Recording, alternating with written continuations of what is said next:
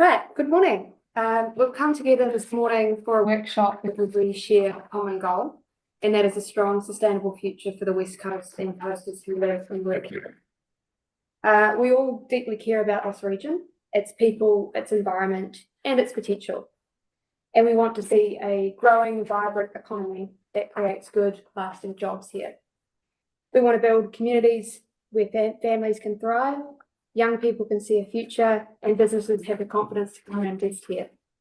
We want to do this all in a way that protects our environment and what makes the West Coast special, our natural heritage, our landscapes, and our identity. But to achieve that, we need to be intentional, and we need to enable economic development in a way that is both ambitious but also sustainable. And that means building relationships and partnerships that last. So when we work together across councils, sectors, and the communities we have here on the West Coast, and when we align our efforts and build a strong regional voice and align those, we can unlock real progress. Not just short-term wins, but long-term strategic outcomes that benefit the entire region. And enduring partnerships are the key to that success. So today's workshop is about our specific partnership with Pitini Ngāi Tahu. I'll just wait for that. Today's workshop is about our specific partnership with Pitini Ngāi Tahu and the 2020 commitment Regional Council made to Pātai Kūtahitanga Ki Te Pai Te Tai Pitini, our partnership protocol, and Mana Whakahono a Rohe, our Resource Management Act iwi partnership agreement. So what we're trying to get out of this workshop today is intentionally building an understanding across all of us of what that commitment means in practice, the responsibilities that we took on in 2020, the values that we did agree to uphold, and the way we intend to work in partnership to support the West Coast and its people. So we need to start here so we can be on the same page about how we move forward and implement the Mana Whakahono a Rohe agreement. And so that we can lead to changes that will benefit the rest of the West Coast and the growth that you as partners are enabling right now in the economic development space. So this workshop will continue building on previous papers that were presented on some of the review that we're doing on this document, but also covering off some context at the start to make sure we're all on the same page. So here's how I intend to run the workshop. We're going to start the presentation around context and the current situation, where we've got to, how we've got here. The second part of the presentation will focus on the partnership as a concept and why we should value and develop our partnership approach towards the communities that we serve here on the coast. The third part will cover off some of the specific changes that we propose to the document. Again, these are light touch, so this will give you an indication of how light touch these changes are and some specific examples, but they're not all of the examples. And then the final part will cover off next steps and the process to sign off this review and some rough timeframes for implementation, because this is not just about making changes to the documents. The key here is the implementation of this document and how we work in partnership. So, and you're welcome to ask questions throughout the workshop, so just chime in when you want. All right, so we'll move on to the current situation. So in 2019 and 2020, Regional Council and Pitini Ngāi Tahu agreed that it would be beneficial for all who work, live and play on the West Coast to formalise how we best work together as partners. The agreement that was signed in 2020 is legally binding, and it commits both parties to action. At the time, the agreement was seen as groundbreaking and recognised in the country as one of the best ways to capture how we work together and document that. But while we have recognised there is benefit to the partnership, the subsequent action is not. We haven't fully delivered on the actions we set out in that agreement, and we've come to the realisation there's actually a level of discomfort from some in how this partnership is working in practice. But the value of working in partnership as a concept hasn't changed. This slide captures the core of why partnership matters, not just in principle, but in practice. We know that partnerships allow us to achieve what none of us can do alone, delivering a thriving West Coast economy, while also protecting our environment and meeting the needs of our communities. It's not a trade-off, it's a balance that we must actively manage. And the fundamentals of the Council Pitini Ngāi Tahu partnership are sound, but they do need updating, including clarity around who does what and when. But more importantly, Council needs to start living up to the expectations of being in partnership with Pitini Ngāi Tahu that will enable both partners to better partner with others. That includes our industry partners and our community. Looking at the value of partnership, we've already seen the success of this partnership pay off and partnership with industry and others around the coast. We've had a $240 million Provincial Growth Fund investment, and recently in March this year, a $15.3 million regional infrastructure investment. Those are outcomes of collaboration. This is not district by district going to central government and asking for funding. We all sat at the table, submitted applications, and have received the benefits of those.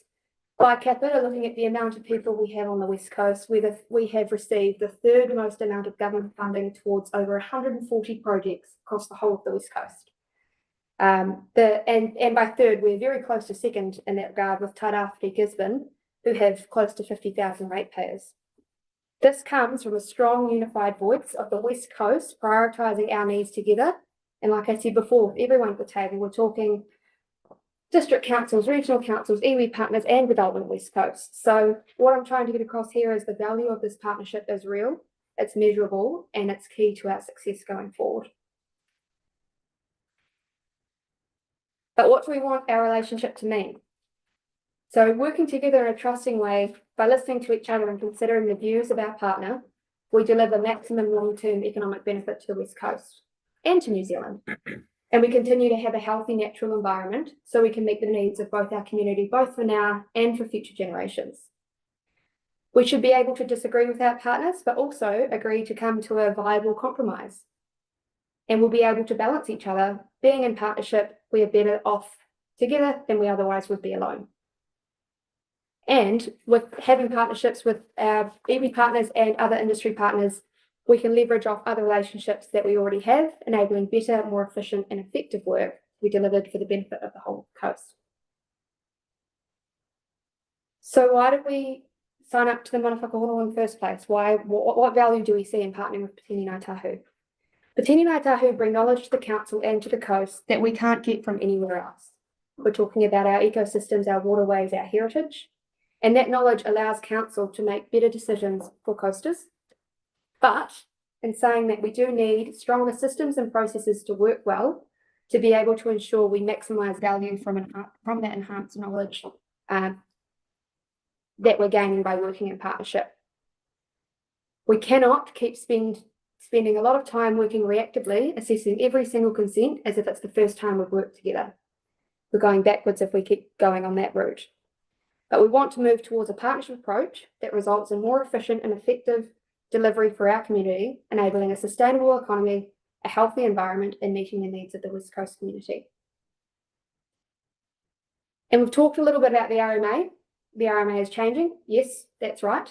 But the cabinet papers that have come out around signalling what that legislation might look like have reiterated that Mana Whakahono a Rohe will remain as part of the new legislation in RMA.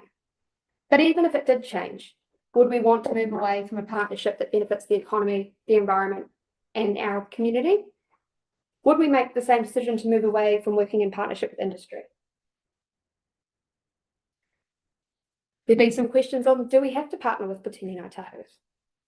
The agreement has a section that does allow either party to withdraw from the agreement, but the RMA itself requires council and iwi to work together. The agreement that we have got to date sets out how we will work together, and that's the initial benefit, a clear, documented, aligned approach on working together. And without the agreement, we would be still required under the RMA to continue working. But it's also important to note that the requirements under the RMA are still the same, and no additional powers have been granted to iwi through this agreement. But this agreement is more than a documented approach. It's an acknowledgement that we want to work together, and that in doing so, we will enable a better balance of the economy, environment, and the needs of our community than we would working in isolation. It's the same as working with industry. We don't have to work with industry, but we do it anyway, because it's the right thing to do. And everyone wins when we work in partnership.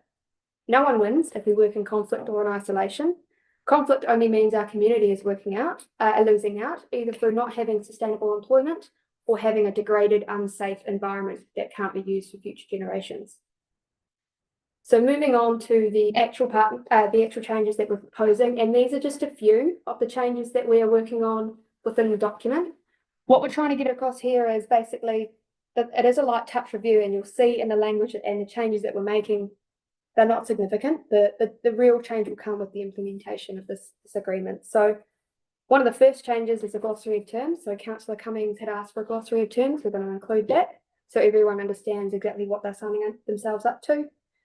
And then there's a range from making the document more accessible to adding a little bit more text. So the example you can see here, the words in blue are the additions. So the additions to this paragraph is enabling effective engagement and to ensure consistent interpretation. That's the change that we're proposing. It's nothing significant. It's essentially saying we want to be able to interpret what we're saying in this agreement from both parties, and there's no ambiguity on what it's saying. And effective engagement, we're enabling effective engagement because at the moment we don't think that's happening as well as it could. And then we've also proposed to add some new text, which, as you can see, is basically not about the council in Petini Ngāi Tahu, it's about how we work better as a region. So it sets the expectation that we, the regional council and district councils, will collaborate with our Petini Ngāi Tahu partners on key regional infrastructure and environmental issues. These are areas where decisions in one district often impacts how we work across boundaries: water supply, stormwater, flood protection, and contaminated sites. So why we're adding this section is we want to be working together regionally, not in silo. Like I talked about before, we do better when we work across, and we avoid duplication and align our planning across the district councils, regional council, and iwi partners as well. We're all moving in the same direction with an addition like this. The regional council and Petini Ngāi Tahu are aligned on long-term infrastructure planning, and we're likely to unlock more funding, deliver smarter projects, and avoid costly mistakes with an approach like this. So if you want to have a quick read of what we're including here, it's essentially just spelling out where we want to work together. And they're all areas that affect the whole of the coast, not just parts of it. Actually, given that we're live streaming, do you want to read that out? Yep. Would that be sure? Good. The new text: the parties will work together with the relevant district councils where appropriate to undertake long-term planning, monitoring, and management of existing and new regionally significant activities that have the potential to impact Petini Ngāi Tahu rights, interests, and values, including but not limited to community-scale drinking water supplies, the regulation, treatment, and disposal of community wastewater and stormwater, the operating of hardfills and landfills, the remediation of contaminated sites, and flood management and erosion protection infrastructure in the region, in brackets local infrastructure, as a means of improving alignment between Petini Ngāi Tahu aspirations for water and coastal management and local authority responsibilities for local infrastructure. So these are a couple of the examples of the changes that we're going to be proposing, and what we will do is at the next council meeting bring you a track change document. But what we're wanting to get across here is they're not significant changes, and if anything, they're providing clarity, stronger roles and responsibilities, and spelling out exactly what we mean, what we want to achieve by this agreement. So what are the next steps with the review? So we need to do some work to finalise the final paper with the proposed changes, all of the proposed changes for council and Petini Ngāi Tahu to consider and as appropriate approve. The implementation plan, as I mentioned before, will be the key to all of this. We need stronger systems and processes to deliver on our community's expectations. An example of this is the work that we talked about a few weeks ago around standard consent conditions for common activities such as mining. So we are working on that mining workshop to get everyone in the same room to discuss how can we create more efficient and effective processes. That's part of the implementation plan. And we aim to have the paper to you by the 1st of July. But what we want to say is doing nothing now means more of the same. It means working in silo or working individually on every single process issue we have on consents. And the way forward is to work in partnership, it's not to go backwards. So what we would like you to consider is the benefits of a partnership, and it doesn't a partnership with anyone. We're talking about industry, Petini Ngāi Tahu, our district councils, why we work in partnership in the first place. Clarifying what we signed up to in 2020, and not just that it's a statutory requirement under the RMA, but that we should want to do this for the benefit of the whole coast. That enabling sustainable economic development is one of the key messages here. We do want that. Everyone wants that in this room. But how can we do that in a way that looks after our environment and our future generations to be able to also enjoy the growth of the region? And we will bring you an implementation plan. So the implementation plan involves a lot of the work that Joe's team is doing around the templates as well, improving our templates for processing consents. We'll be working with standard consent conditions across different industries. We'll be working with industry as well. This is not just an isolated conversation with Te Reo Tahu. We need to make sure we're all on the same page. And the benefits of this will just create more efficient, timely processes for everyone. Questions? Thank you, Ashley. That's a really good summary there, or I think you've given a good understanding of it to the councillors of how that works. From my point of view, I've in my short time on the council here, I've found the relationship with the Te Reo Tahu and our partners here really, really good. We've had a great relationship, and I treasure that. That's really it's been good. I do know there is some concerns in the mining industry about resource consents and conditions and the time it's taking, and I believe that's something we as a council are working through with Te Reo Tahu to get that streamlined. So there's a much easier way through and defining what the roles are of both parties in those resource consents. But that's my comment.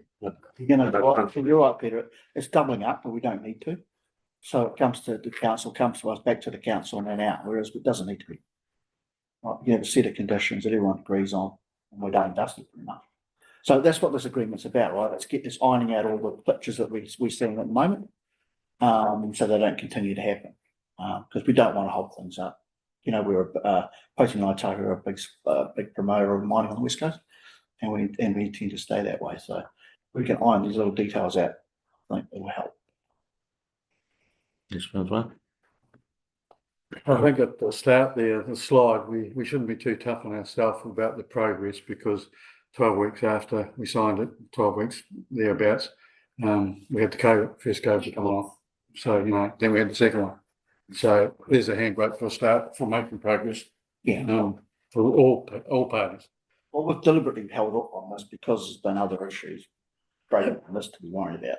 It's just that this is starting to come to fruition now with the price of gold, the consenting, the change in consenting conditions and stuff like that. So it's a perfect time to address these issues and get them streamlined for everyone.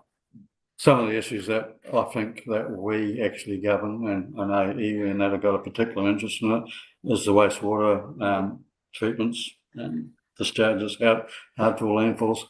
It's beholden on the district councils to lift their end up too, because they've been the handbrake for a lot of the progress that we should be getting. Only now it's coming to a point where the gotta do's, it got to be done.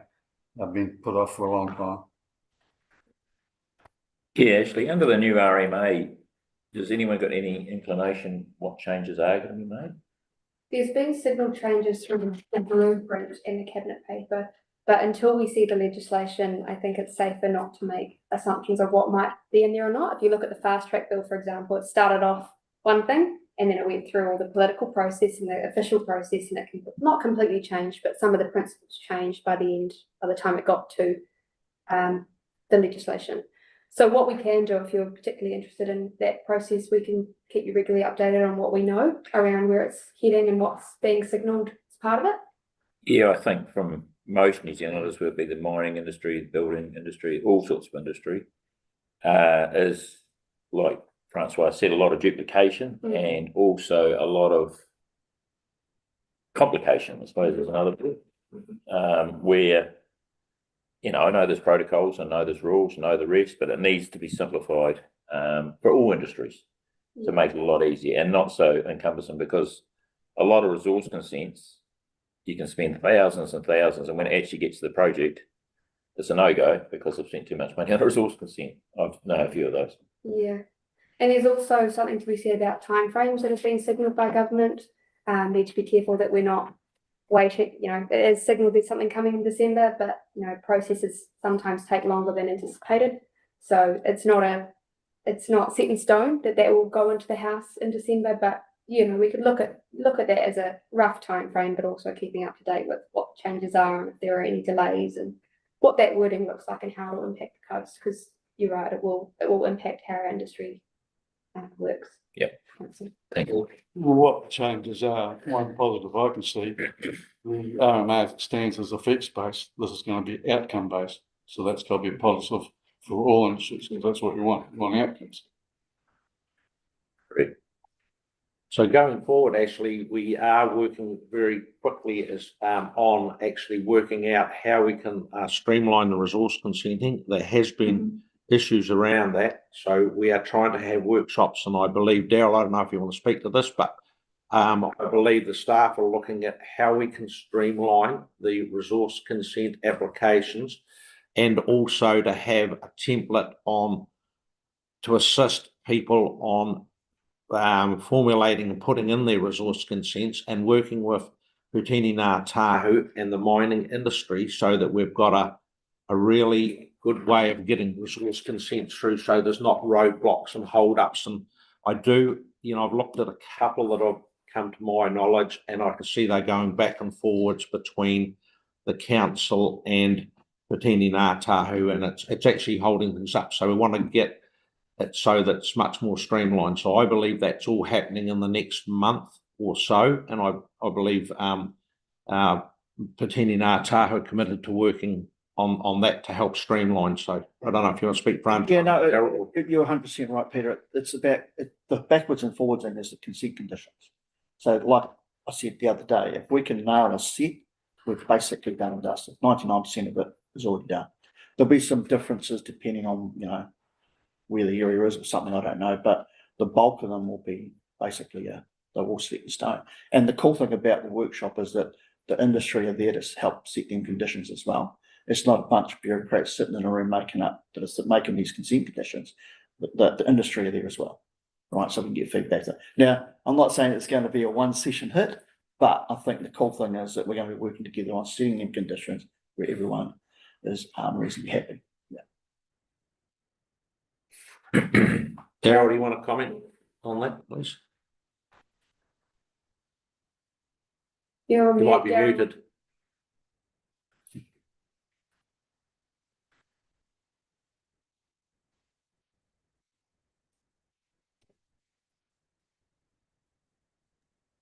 Sorry, I've got it now. Got it. Yep. Yeah, look, thanks, Mr. Chairman. I think I'd just comment at the top level first, and then I'll probably hand over to Joe Field just to talk about process and timelines and other things here, which I think is what some of the question is. But look, I do really subscribe and agree with Councillor Ewan, really. This council, knowing and willingly, and many of the councils around this table that are currently serving, signed the Mana Whakahono Rohe document willingly and knowingly, and actually celebrated it. Also, we're very privileged with the partnership to receive an award from the New Zealand Planning Institute, and I think it was the first Mana Whakahono Rohe agreement in the country, and many other councils have or are trying to follow suit now. And it's really interesting to hear my regional chief executive colleagues talk about the journeys they're going on and trying to achieve this. So Peter, Councillor Ewan was absolutely right.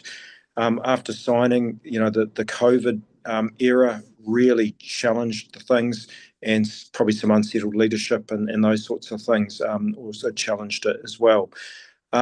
Where I think we're at the moment is that I do think that the document, and we know this, doesn't actually need that much of a change, but what is really needing some attention is the rubber hitting the road and how we implement the document and the systems and processes and the streamlining to actually make all that happen. That's what's going on at the moment. And it's just a natural iteration of that real implementation stage, which we're now finally at, even though we did sign the document in 2020. So I'm really confident that with regional council staff, with Putini Ngā Tahu, as well as industry, and it's not just miners, because this document affects all the different consents. that we will work through the various industry bodies as we go thematically through some of our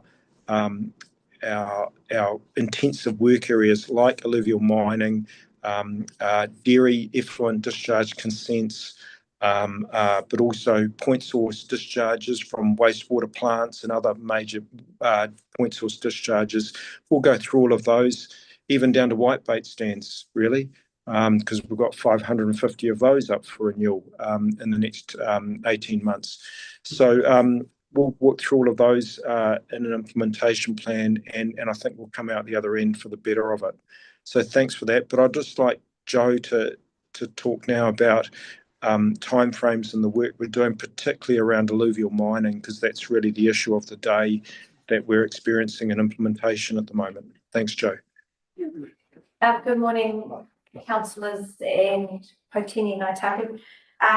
Yes, so the plan is to staff will be doing some work internally over the next couple of weeks about how we might approach creating standard consents.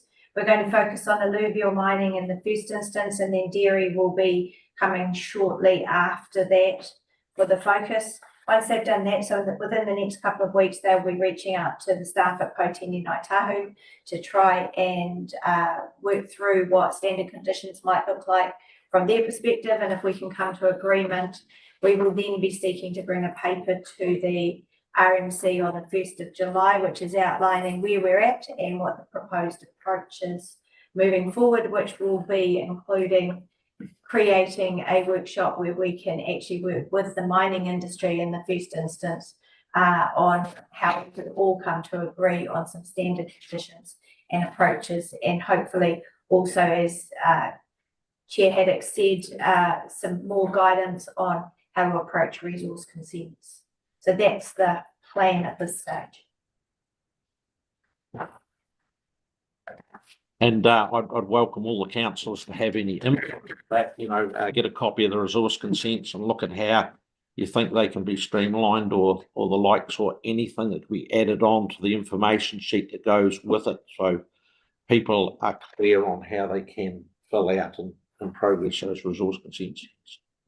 I'd like everyone to have an input into it. There has been a roadblock. There's no two ways about it. We need to actually open that roadblock up so that it's much easier access for the staff, all councillors to be involved in that, and pretty easy to look at, Okay, further comments?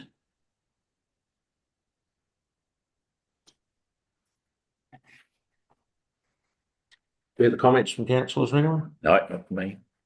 I just think it would be really, really useful getting involved in the templates. If we can get those templates nailed, that'll just make life so much easier and standardised. So there'll be no surprises when you put an application in.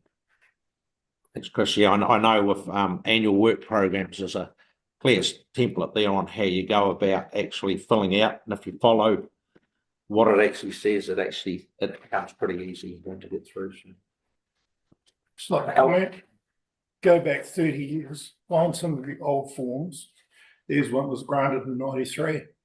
Go back and copy that into your system. Because you've gone wrong over the years, and you've made it more and more complicated. It's a very simple document. It's where you need to go back at least 30 years. And that's since the RMA came in, Chris. Yeah, good point, Alan. There'll be consent conditions too for the standard, I'd assume. So we can start with them as well. Yeah, standard consent conditions. We've been doing this mining for the last 40 years or more. We know the effects. We should have worked out a set of conditions, standard to anyone, fill in, make it specific to that site, get it signed, and get the people working. The key to the coast economy is getting everyone working, generating some income. And we can drive balance. Thanks. Yeah, I agree with Alan.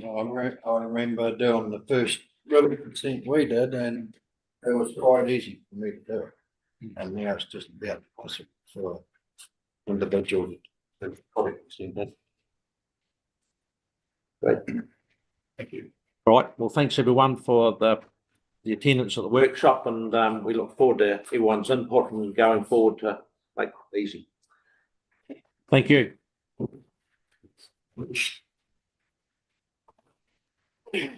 Right.